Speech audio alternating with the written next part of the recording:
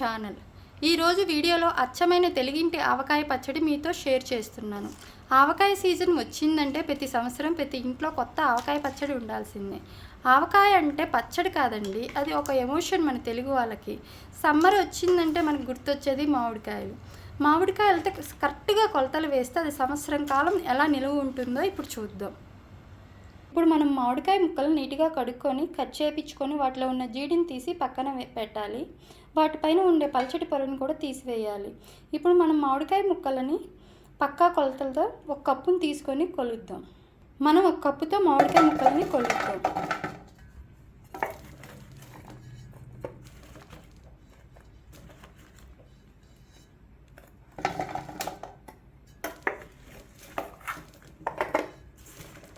మొత్తం 4 కప్పులు మామిడికాయ ముక్కలు అయ్యాయి.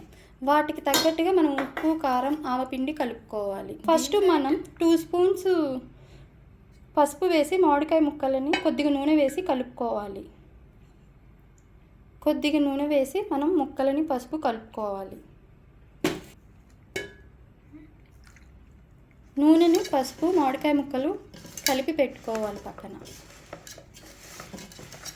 మనం ఏ కప్పుతో అయితే మామిడికాయ ముక్కలను కొలిచామో అదే కప్పుతో 1 కప్పు కారం వేసుకోవాలి.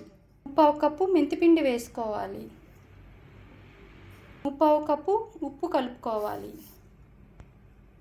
2 స్పూన్స్ మెంతి పొడి వేసుకోవాలి. వీటిని బాగా కలపాలి.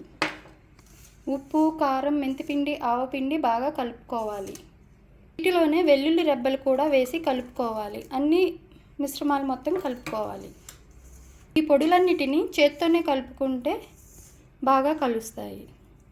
మనం బాగా కలుపుకున్న పొడులని మామిడికాయ ముక్కల్లో వేసి కలుపుకోవాలి.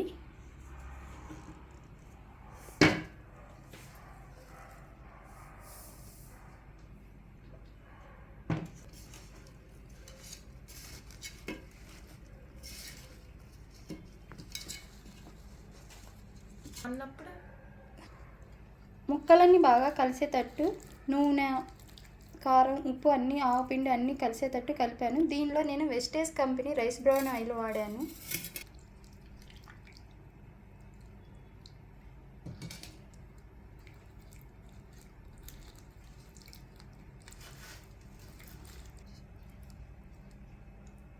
మనం చేత్తోనే కలిపితే అన్నీ బాగా కలుస్తాయి.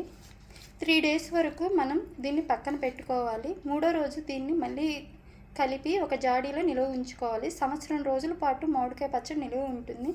మనం వేడి అన్నంలో నెయ్యి, పప్పు వేసుకొని మామిడికాయ పచ్చడి వేసుకుని తింటే ఎక్స్ట్రాడినరీ, చాలా బాగుంటుంది. 3 డేస్ తర్వాత మనం మామిడికాయ పచ్చడి తీస్తే ఇలా పైన నూనె ఉంటుంది. మళ్ళీ బాగా కలిపెట్టి దీన్ని ఒక జాడీలో నిలువ ఉంచుకోవాలి.